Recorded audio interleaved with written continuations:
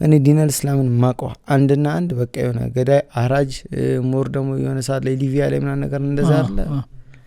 እንኳን ማሃዲ እንደዚህ አዘንጊታ አላህ አለበት ብለህ የምታስበው ሃይማኖት ይቅርና ምጸየፈው አይነት በቃ የሆነ ምን አይነት ነገር ነው የሚያደርጉት ብዬ እስከማስብ መስጊድ ውስጥ ምንድነው የሚፈጽሙ ምን አይነት ተግባር ሰላት እንደሆነ ታውቃለህ ግን ወይ ለሸይጣን ነው የሚሰግዱት ምናምን ነገር አይነት እንትን ገብቷል ያን ያህል የረቀቀ ነበር ለእስልምና ያለኝ ነገር ምንም አማራጭ ባጣ በቃ እኔ ዱንያ ላይ ምንም እንትን ብል በቃ የማይሆን ነገር ቢሆን ሃይማኖቴን መቀየር ነው ብዬ ነበር ማሰብ ነበርኩ ባለቤቴን ራህመት ይያጠፍቼ ምናምን